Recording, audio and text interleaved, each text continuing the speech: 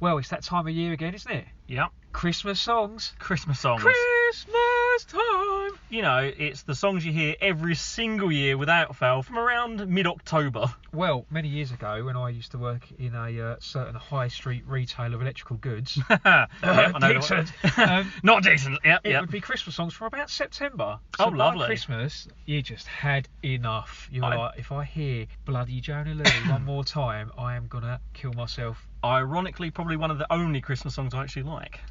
Yeah, probably because it's not too Christmassy. Well, it wasn't a Christmas song, was it? No, That's the famous thing about The it. famous thing, his manager said, oh, the bit when you say about wish I could be home for Christmas, chuck some bells on there, mate. Christmas song. And hey, let's be honest, if it wasn't a Christmas song now, would we still be talking about it? Well, yeah. Name another one of his tracks. Kitchen in Parties. I quite like Yeah, that song, I'll actually. be honest, Yeah. never heard of it. So. Okay. Trust me, he did a song called You Always Find Me in the Kitchen at Parties.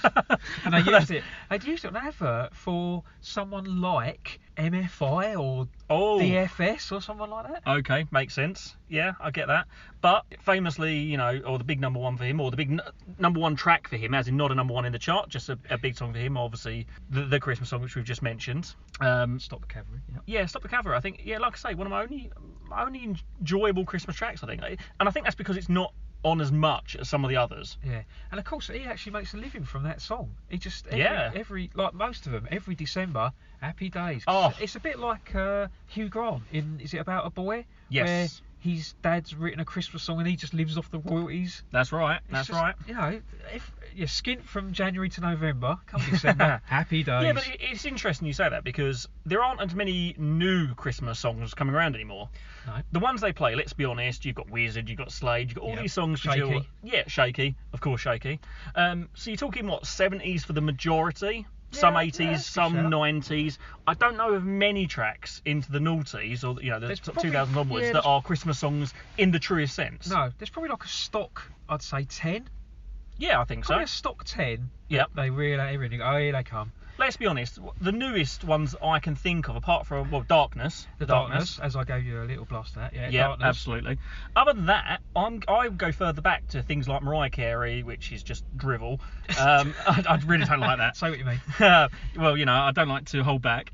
E17 or E17, whichever you want to call them. 94, 93, something like that. A lot of white puffer jackets. Yes, I do know that jackets. Chris Rea, Driving Home for Christmas. Oh, there was a cover version of that about 2005, I want to say. Was by this something? People of the time. Was this because of a certain high street chain, upmarket high street chain, like a John Lewis kind of advert thing? I don't know, but there's a lot of people now. You look back and you go, "Who's that?" Oh yeah, he come third in Big Brother. A lot of that going on. Yes. There's I think Bo Selector, or what he's called now. Mary Crimbo. Keith Apple. Something. He was in that as well. But yeah, there's a lot of who's that? Oh yeah, they were fifth on the X Factor. Yes. A lot of dross. For the most part, Christmas songs though, it is the standards. It's Wizard. Yeah. It's Slade. Jonah Louie. Shaky. John. So this is Christmas. John Lennon. Yes. Not great. Bit dreary. Band-Aid again. Again. The original. Because every time they redo it, they've done it a couple of years ago. I think they redid that. Coldplay have a go? Coldplay, you had people like who's that? The ginger one we don't like. What, Mick Hucknall? No, not Mick Hucknall. the new Mick Hucknall. There's another ginger one we don't like. The new Mick Hucknall. Not Ed Sheeran. That's him, Ed Sheeran. Okay. See, unpopular opinion, I'm sure.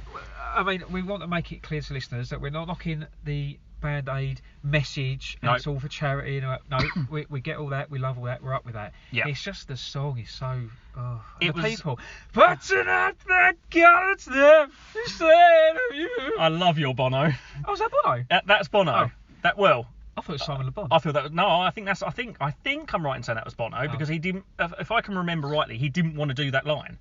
I think that Bob Geldof-Madura had picked lines for everyone to do, and I think he was one of the only people who tried to change it because he didn't want to do that line because he didn't want to be seen to be the one who stands out. Yeah, but kind of. Not standing he's out, now but the one who stands out. Yeah. And at the time, you two were fairly big, but not as big as they probably got after. Which I seem to remember when they did re-record the song a few years ago with Ed Sheeran, etc. He actually did redo that line on it, and it was even worse than the first time. I know it's hard to believe. How can it get even worse? I think his voice had gone, or he's certainly not. He hasn't got the same vocal reach that he did have then. Put it that the way. Edge is fine. Larry Mullen is fine. Sorry, must interject. This is an Alan Partridge reference, which we probably skit on every single day. Some kind of Alan Partridge, which also comes to Shakin' Stevens. So don't look Shaky. The Welsh Elvis. The Welsh Elvis. I mean, Shaky's got a great canon of songs, as we not know. just this song. He wasn't a one-hit wonder. He was a three-hit wonder also. Merry Christmas. Yeah, I still love his version of Pink's Trouble. You know I like that. Yes, I'm in trouble now. Well, one of the big jokes is that That's better someone than we the know, someone we know tried to interject and say, when you say Shakin' Stevens, you think of the Christmas. That's what you think of. That's the only song you think of when you think of But Shakin'. it's not. No, we reeled off about 6, didn't we? Something that like weren't that. The Christmas song. Yeah, something like that. I mean, of equal caliber, I would suggest.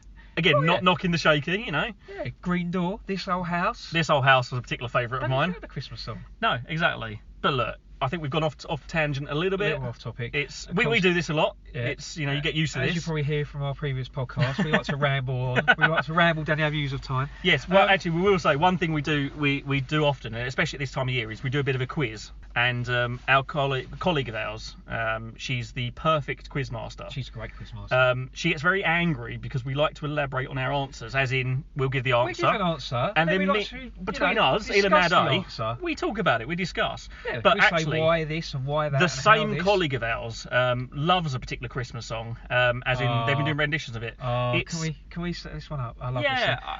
This is probably, we find it the weirdest Christmas song. Odd. It's not saying it's bad. No, it's just a bit creepy. Odd. Yeah. You know, in any other walk of life, an old man sort of, not so much grooming, but sort of. It's essentially they've got this young, at the time, young hip guy who was obviously doing the rounds, very trendy, very in vogue at the time, and his manager probably said, I know what would be good for you. Team up with an old crooner. Yeah, it's an extremely odd pairing. You've probably guessed it by now. It's Bing Crosby and David Bowie with Little Drummer Boy. Yes, a weird song. A weird song, a weird video. It's very creepy. But the reason I mentioned this originally is because our certain colleague, she is synonymous with getting names wrong for artists and song titles and lyrics and tunes. Not wrong so much as absolutely mixed up. So Bing Crosby. Well, Eel and Mad-A did their rendition of this song. Said to her, do you know who these people are? No. Not a clue. When we told her who these people were, she still don't have a clue. I passed my learned friend. What was the first guess for Bing Crosby? So, Bing Crosby, what could that be? So, something that sounds fairly familiar in terms of name-wise. No, it was Bill Cosby. Bill Cosby, the black actor, comedian guy who's very sadly now fallen from grace. We don't mention much of him. Apart from this week, and we only mention him because of this very situation that we've been put in. I'd love to see that, though. Bill Cosby and David Bowie with Little Drummer Boy. It's even. I think it's less odd. at least they were both. They're both popular in the 80s. Bill, I was bipping and the bopping with the Little Drummer Boy. Oh, I'd love to see that. This comes up, but not only did you get Bing Crosby to Bill. When we've said Cosby, Bill Cosby really isn't right, we've expressed no, that's not what we said. That really isn't correct. What was the second name she came up with? Dean Crosby. And if you know that is, you're far better than we are because we've never heard a Christmas song. Send him a coffee. We'd love to have a listen. He does not feature in Crosby, Nash and Stills. No, it's not. I must say that. No, that's Cosby. Bill Cosby. Bill Cosby, Nash and Stills. Bill Cosby, Nash and Stills. Oh, okay, yes, of course. So this time of year we go down a kind of a musical quiz route because we are pretty good with music. Yourself, Eel, better than myself, Mad-A. Thank you very much. But we've got quite a good musical general knowledge, and I just thought we had to bring that up because that's been one of the funniest things that's been going on for us for the last week and a half maybe. Since the Christmas songs have started and we've been serenading people with our renditions. Serenading with renditions is certainly one way to put it. Serenading is one way of putting it. Is another way. And rendition, okay. Yeah. I'll leave that up to interpretation. Yeah, there was some certain. Yeah, if there was auto-tune, it would have broken, I think. So, I think it's a fair comment. There's been auto-tune invented for us, mate.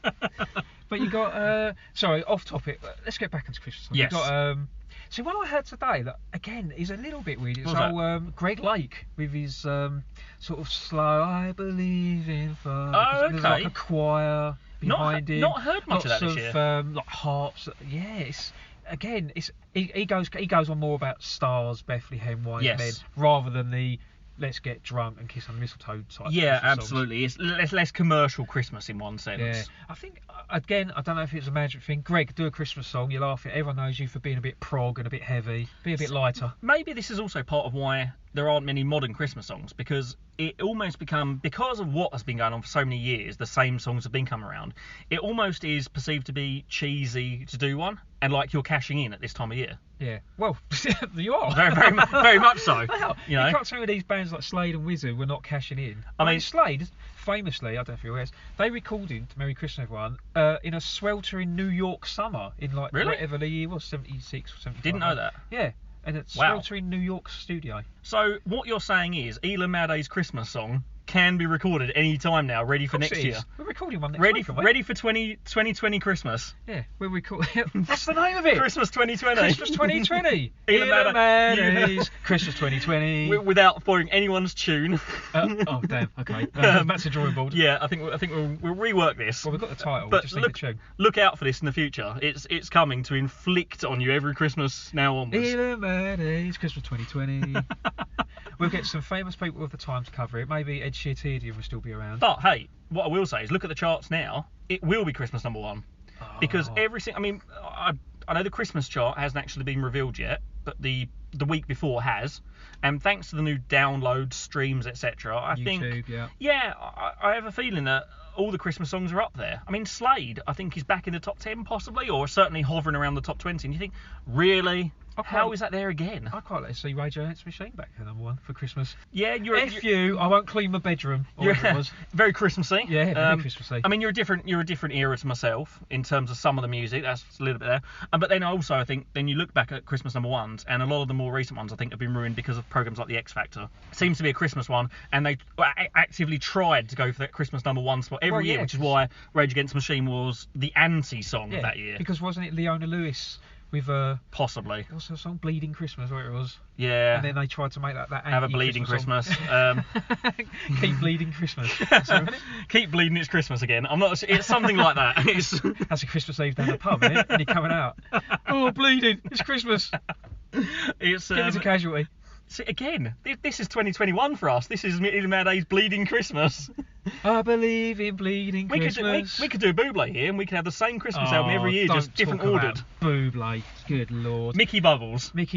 Every year, it's the same songs, but just in a different order, with a different picture on the front, in a different Christmas jumper. So, you say Christmas jumper, you see, I see him in jacket and tux with an undone bow tie. Undone bow tie. Yeah, a trilby, slightly jaunty angle. Okay, sitting on a stool, one legged on the floor, one leg on the little sort of stool rest. He's got a glass of eggnog.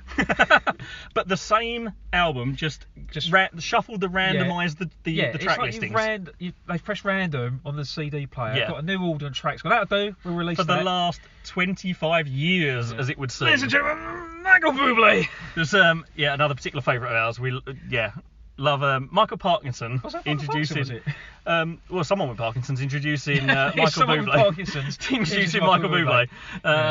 But it's really easy to do, chaps. You just pretend you're having a shit while you say Michael Bublé. Michael Bublé. The longer and elongated you can make the pre-Michael Bublé element of that, the better. Yeah. Essentially. I prefer someone with Parkinson's. Yeah. Well, yeah. But Michael Bublé's album, it appeals to a certain demographic. I would suggest the 40 to 60-year-old woman, normally housewife. Yeah, she pungs it on while she's doing the hoovering. Yes, and that's not trying to be sexist in any way. It's just you get a sense that Michael Bublé is aiming for that market and does it very successfully. Yeah, so I think he's very much that generation's Des O'Connor. From like our parents' generation. Wow, Des O'Connor. Sorry, that's heavy. He released a Christmas album every year. I'm sure he did. I have like sense memories of seeing my mum dancing around her house to Des O'Connor Does Christmas. Des O'Connor Does Christmas. If not, then you should. If not, you should do. Christmas is livid. She couldn't believe it. But Christmas again.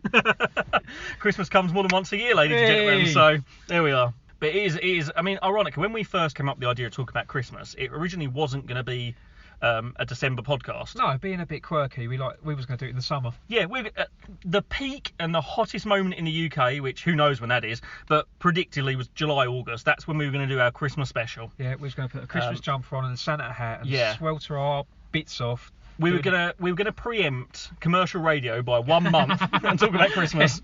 And Dixon Stores Group. It's okay, they don't exist anymore. It's fine. Yeah, we were gonna preempt it and record it then, but we decided to rein it in a bit, so to speak, and actually talk about it at Christmas time. It's a fun time of year anyway. We've been having a lot of fun the last couple of weeks. Apart from the music, of course. The dross. The Luther Vandross? Not, I would prefer Luther Vandross at Christmas. No, it's just the Christmas Vandross that has been coming out on, predominantly commercial radio. That's where it's really been hitting home, I think, the last few weeks. I get it. It obviously appeals to the mass market, but it's it grates. A pile of Luther Vandross. Very much a pile of Luther Vandross, definitely.